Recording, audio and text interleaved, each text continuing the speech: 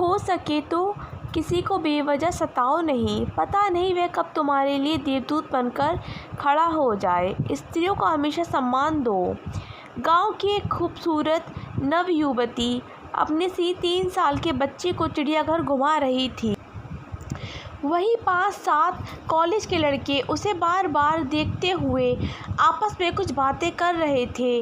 वो उस खूबसूरत अकेली देहाती युवती के पीछे हो लिए।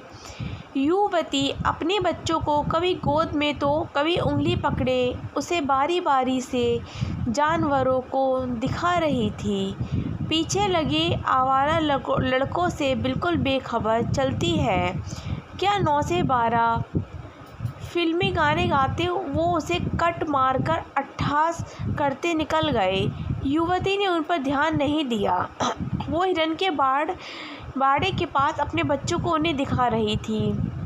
बच्चा चहकता हुआ उन्हें देख रहा था। आवारा लड़के उस युवती को घूर रहे थे।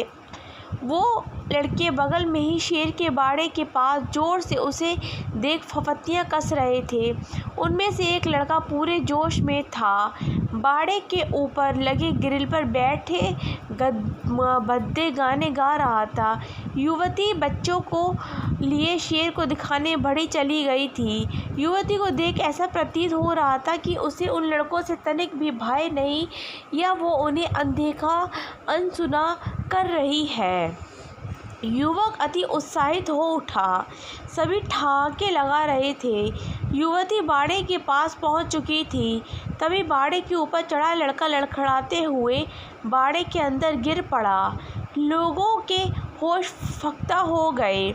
बाड़े से दूर बैठा शेर उठ चुका था। उसने गुर्राते हुए कदम धीरे धीरे लड़के की तरफ बढ़ा दिए। उसके दोस्त असहाय होकर खड़े थे और सिर्फ चिल्ला रहे थे। भागता हुआ एक गार्ड आकर शेर को आवाज़ देकर जाने को कह रहा था। 1 मिनट के भीतर अफरा तफरी मच चुकी थी। शेर को आता देख गिरा हुआ लड़का डर से काँप रहा था। उसके जोश के शायद होश भी ठंडे पड़ चुके थे। माँ बचाओ की आवाज़ लगातार तेज़ हो रही थी और शेर की चाल भी। तभी उस देहाती युवती ने अपने बदन से 5.5 मीटर लंबी साड़ी उतार बाड़े में लटका दिया।